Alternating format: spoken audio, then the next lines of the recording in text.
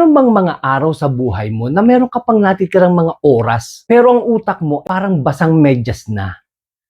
Sobrang ubos na ang lakas. Iba ang sabi sa atin, time management daw ang susi sa tagumpay. Pero ang katotohanan, ang oras na walang energy ay walang silbi.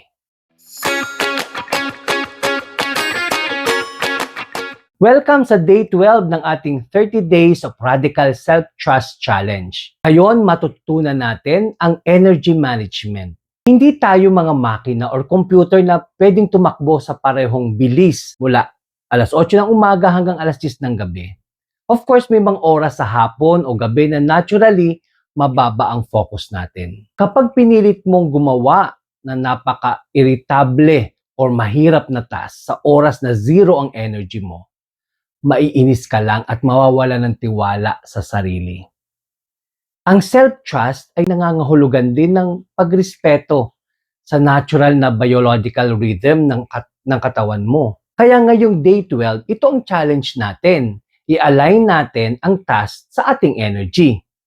Alamin mo kung kailan ka high energy, halimbawa umaga, or kailan ka rin naman low energy, halimbawa hapon pagkatapos kumain. Tapos, i-match mo ang task mo ngayong araw na to. Sa high energy window mo, maglaan ka para sa deep work or paggawa ng mahihirap na desisyon, pag-aaral, or pagiging creative.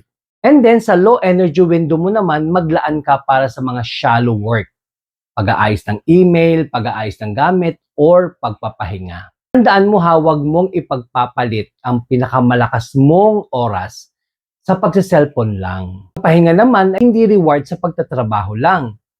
Ang pahinga ay parte ng magandang pagtatrabaho. Kaya protect your battery.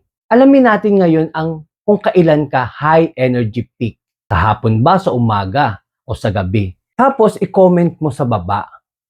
At magkita-kita tayo bukas para sa day 13, kung saan pag-uusapan naman natin ang paghawak sa distraction.